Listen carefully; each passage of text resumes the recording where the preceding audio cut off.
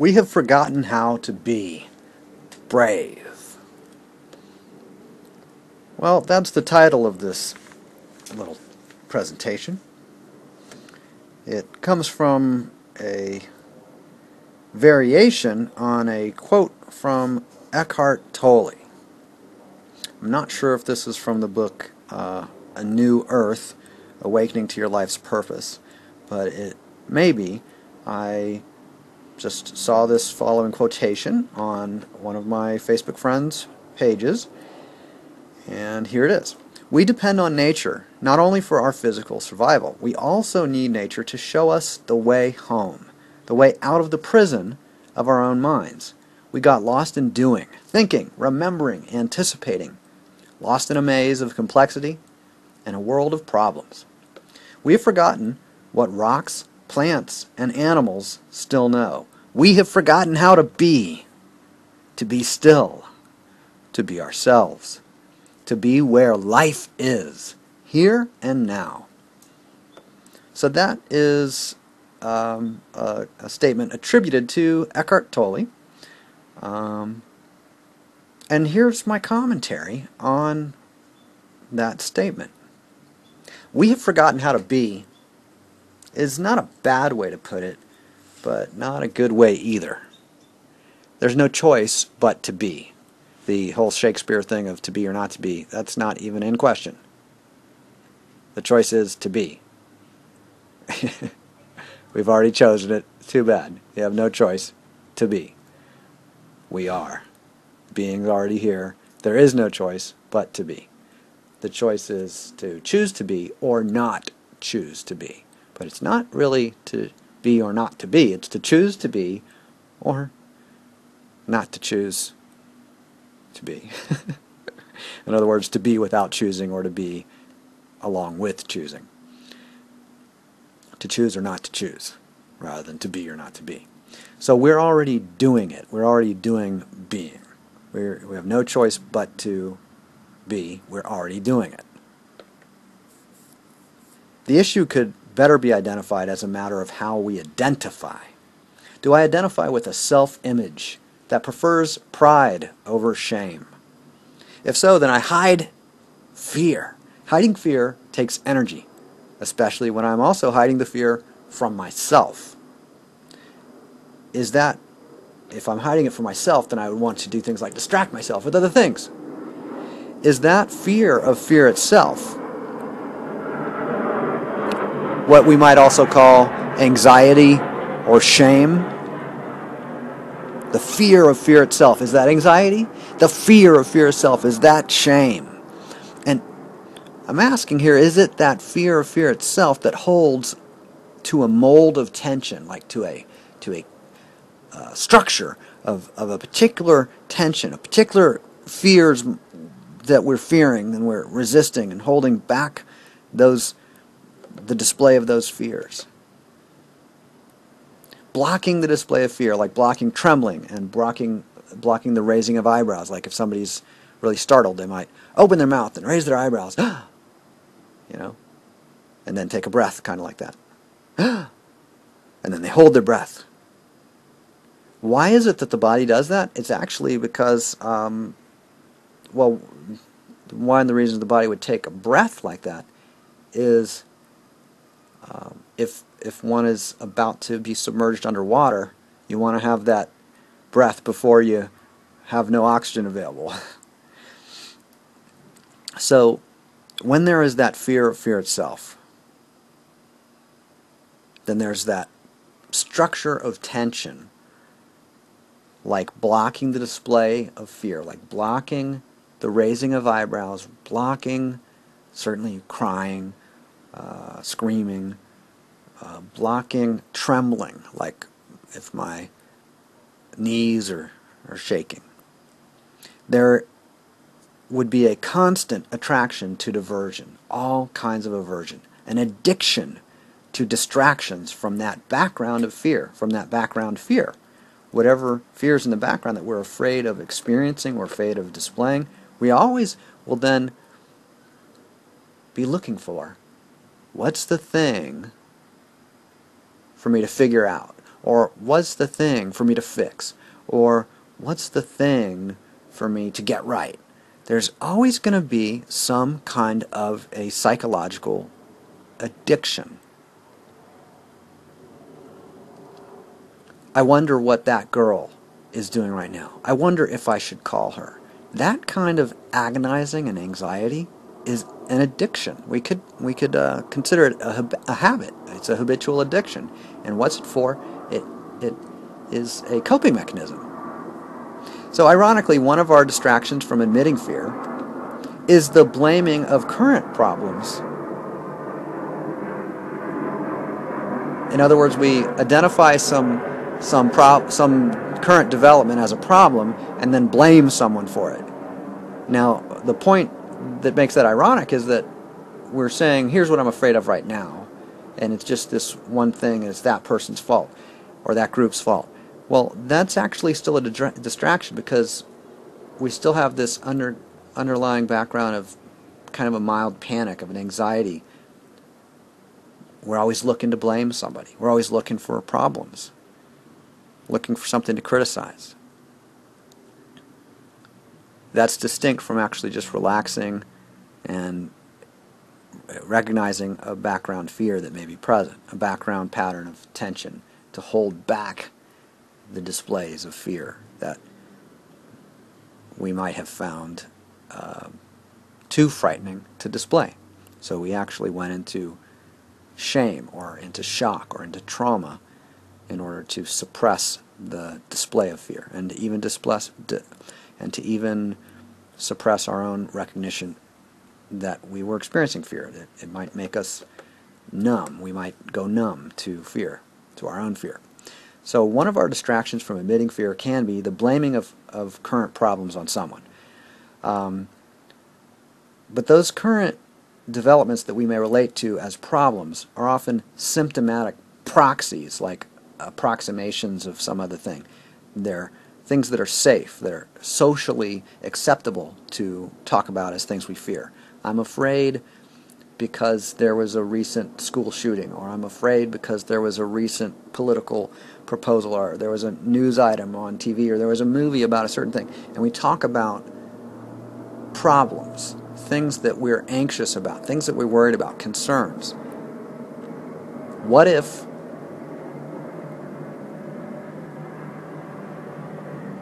our talking about all those things is happening in a context in which we're unwilling to recognize just our own fear? What if we're anxiously jumping around like ADD and jumping around from subject to subject? Oh, here's a problem. Oh, here's another problem. Oh, here's an even bigger problem. I'm going to forget the other two. Focus on that one. Here's the real problem. So these current developments that we may relate to as problems, they can be symptoms of an underlying distress, an underlying pattern of kind of hysteria, of panic, a manic thing from I don't want anybody to know I'm afraid, to outbursts of, oh, here's something I can really latch onto as the social issue that, we'll all talk about together and it'll be okay. But it won't be as personal and vulnerable as my own real personal fears. The actual things that happen to me in my life, the actual things that are happening in my life. Maybe I'm afraid about my own personal finances, but instead I talk about social problems and the economy instead of dealing with my own fear and my own situation, but also as a way of working up to dealing with my own situation. So we may pretend not to have any latent fear in the background. In fact, we may not even recognize that we have a latent fear in the background. But I'm calling that pretending. The so-called problems that we may focus a lot of attention on, they give us some opportunity to practice experiencing fear, but not so intense as our own personal fears. It's some social issue, something remote, something removed from us, something that happened a few states away, or something that happened a few years ago, or whatever it may be. We can condemn something that happened 200 years ago. So that was horrible. That was really bad what those people did and whatever. So we go through the process of like kind of a outrage over something that happened hundreds of years ago. Well, that's an interesting practice of rage. We're like practicing rage. We find a subject that we're socially comfortable commenting on as an outlet of anger or as a target of anger, rather than be angry with individuals close to us. We might be angry about some social issue.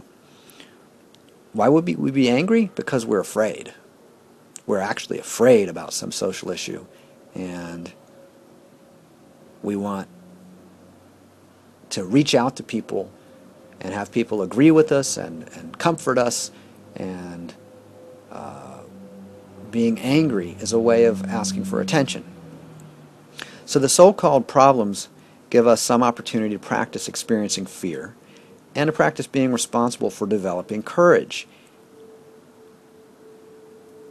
and connection with other people and brainstorming about what should the government do. Well, that's good practice. It's not as good practice as addressing one's own personal issues, even if one's failing, but it could be good practice. Even in the midst of frustration and disappointment and other forms of fear, we can be responsible for developing courage. Frustration, I said frustration and disappointment and other forms of fear. I'm implying that frustration and disappointment are forms of fear, and here's what I mean in particular. Frustration is a fear of admitting that a method that we've been using, or that I've been using, has been producing results that are disappointing to me. Frustration is a fear of admitting that the method's not working. Once I admit the method's not working, I'm not frustrated anymore. I'm like, okay, I'm going to reject or discard that method, or at least refine it, or at least slow it down and look for how can I improve it. Once I'm present to frustration as a signal that a method isn't working, then I'm no longer frustrated. Then I just go, okay, I need to stop doing that method. I need to find another method. I'm disappointed. After I recognize frustration, then I'm disappointed. I'm still disappointed. The method's not working. I still have a commitment I'm interested in fulfilling on. Okay, so what's disappointment? It's a form of fear also. Disappointment is a fear of admitting the presence of fear, aka also known as vulnerability. Disappointment is a fear of admitting the presence of vulnerability or fear. I don't want other people, in particular, this disappointment's about other people recognizing that I'm afraid of something. I don't want to admit, or I won't want other people to recognize that what I'm doing isn't working. What I've been doing isn't working. I have a commitment, I have an interest, it's not being fulfilled.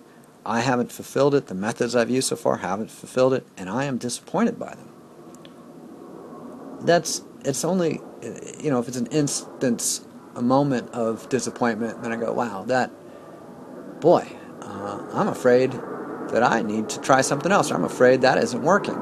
If one speaks disappointment in that kind of explicit way, putting that, I'm afraid that, or I'm afraid, that I need to look for a new method, then the disappointment's also just instant or momentary, and then one gets right on to there's that presence of fear. I'm afraid, so I'd like to explore some new method.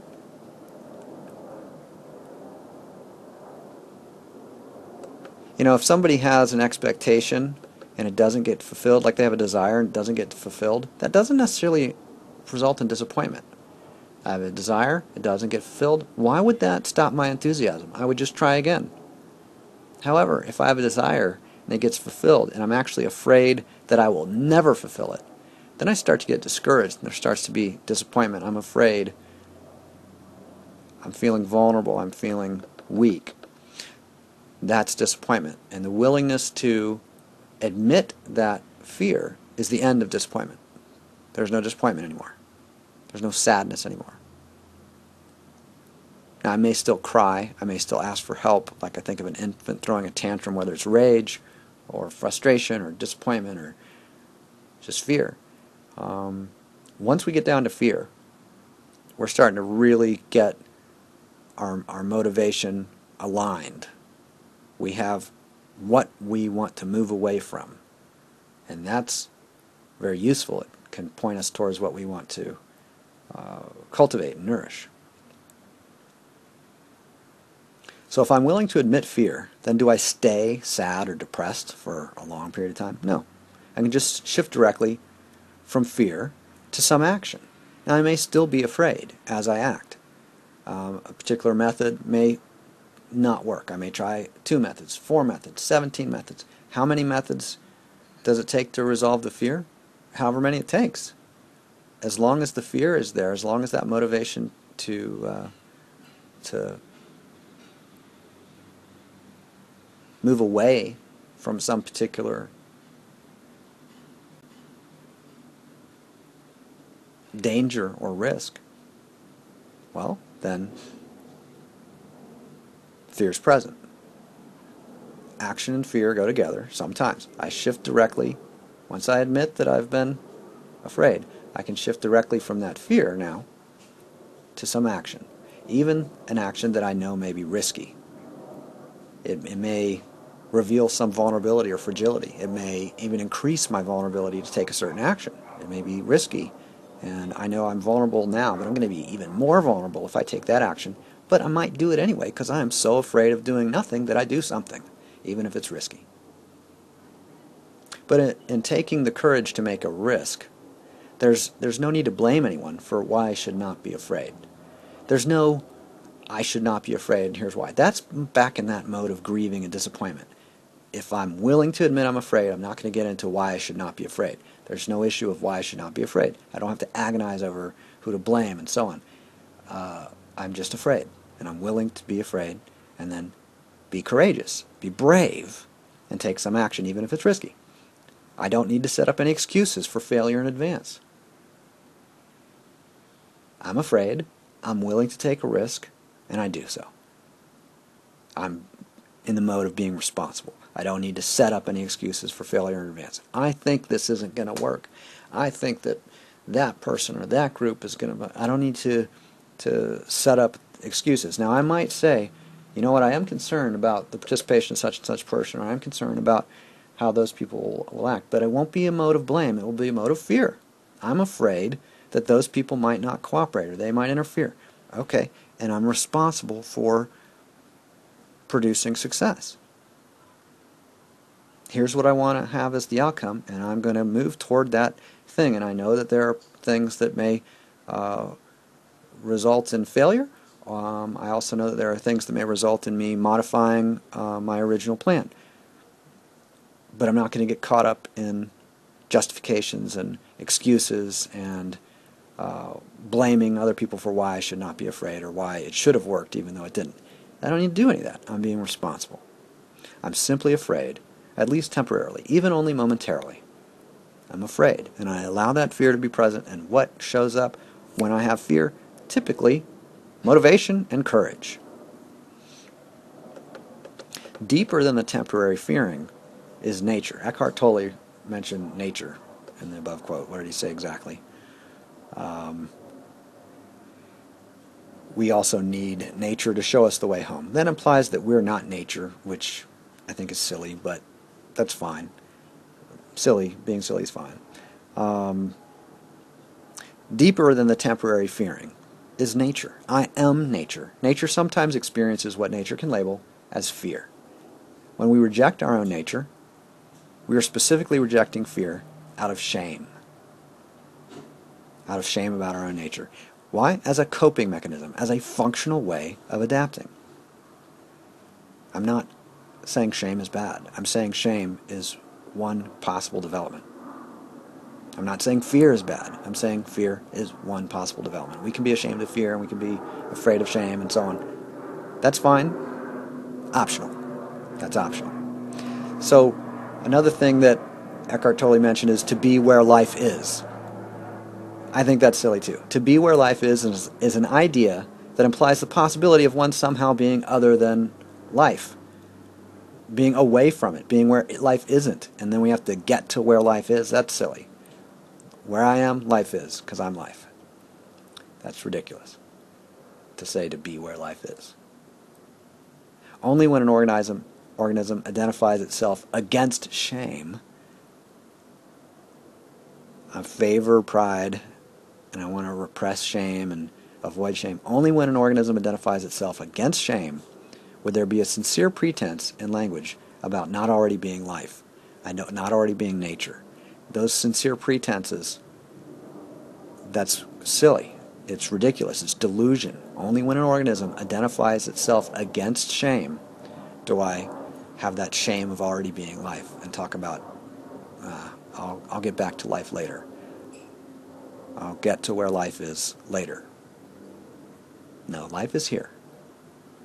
I don't have to be ashamed that I'm already life, that I'm already alive. I could be ashamed of that, but I don't have to be. Why would life be denied? Why would I say, oh no, life isn't here yet. Life isn't here now.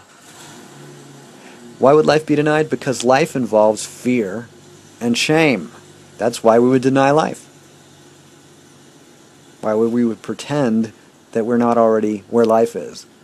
Because we're afraid, because we're ashamed. That's why we would do it as a coping mechanism. Again, as a functional development, because it produces some value for us.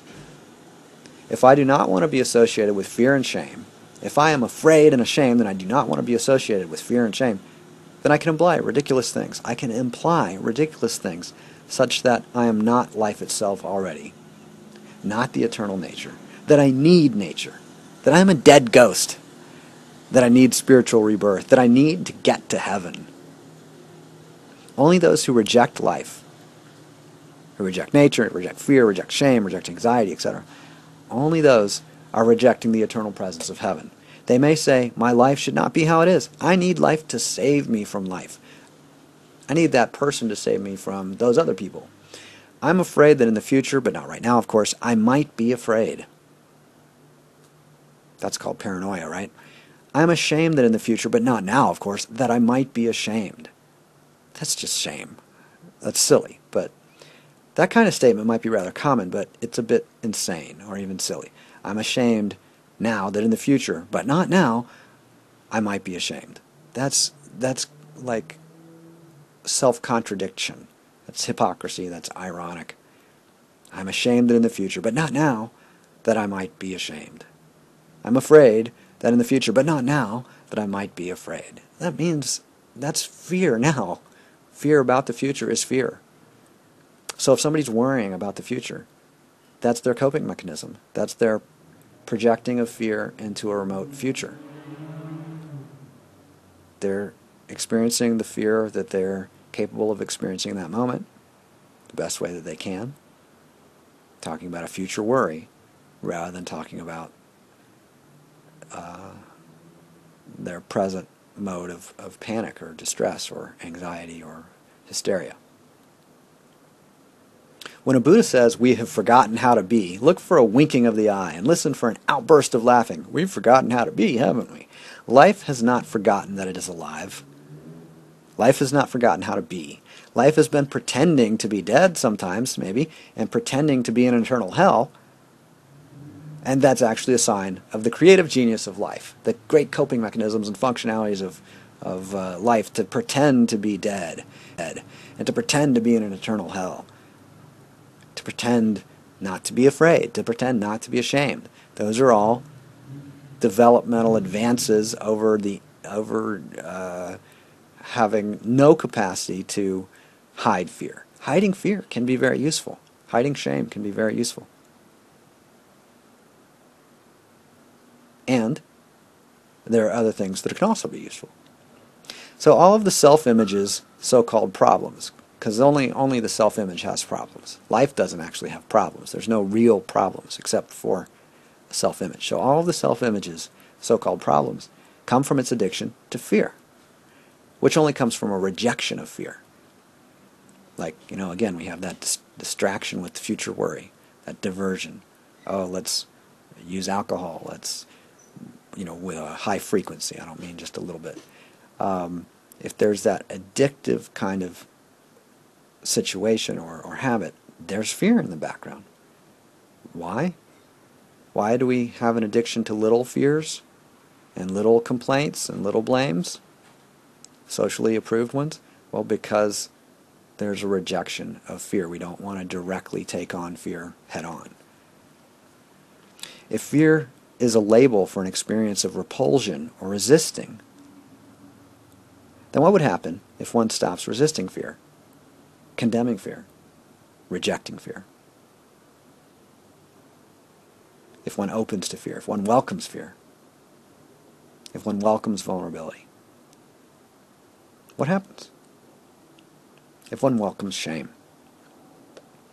To the one who is addicted to condemning various reasons why life should not be so frightening, that's when, the people who are to blame for why life is frightening but shouldn't be. Life is way too frightening. Who do we blame for life being too frightening? Well, whoever. To the one who's addicted to condemning various reasons why life should not be so frightening, shame is labeled dysfunctional and must be condemned as negative and avoided. Why? Because they're ashamed. To the one who's relaxed enough to be open to curiosity, courage, faith, and risk, shame is functional, and so is fear. Caution is functional. Anxiety, worry, we can see the genius of these patterns, these behaviors. Agonizing takes energy, it takes practice, it takes ongoing perpetuation to do it. It's functional, but so are many other things. None of life needs to be suppressed, or rejected, or condemned, or vilified. But life could be suppressed or rejected or condemned or vilified, but none of it needs to be. None of it inherently, definitively needs to be suppressed or rejected or condemned or vilified. However, any suppressing or rejecting or condemning or vilifying is also fine. Those patterns don't need to be suppressed either, or they don't need to be fixed, they don't need to be corrected, rejected, condemned, vilified. We don't have to suppress suppression or reject rejection or condemn condemnation or vilify vilification. If we can recognize those things, then we don't need to fix them. What a relief. We don't need to fix all of the coping mechanisms that different people have as a perfect match for their developmental level. Whatever their developmental level is, that's the coping mechanism that shows up. Vilification, suppression, rejection, condemnation, those are developmental stages. We don't need to fix that. We can distinguish or discern when those things aren't working, when there might be a more effective approach, when we might be frustrated with the results of blaming and vilifying and so on. If they're not working for us, if they're disappointing and frustrating, we might try something else. That's a thought.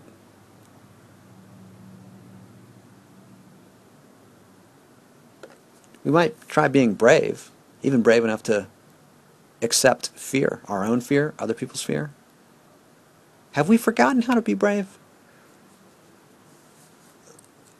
Well, no, we're just practicing how to pretend not to be afraid. Once we get really good at pretending not to be afraid, then we may go back to just being afraid, even only occasionally in private, perhaps. And with that private fear, we may have private curiosity and private courage and private clarity and private motivation and private risk and even public risk, public courage. We may condemn some things. We may vilify some small range of life. That doesn't mean that we're not life. It doesn't mean that we can't vilify some of life. Obviously we can. Who else could but life and us? We vilify life. We can do that. It just might not be the most effective method in terms of satisfying or fulfilling a particular desire or interest. That might be something that requires a new creativity, a new bravery, a new curiosity, a new risk.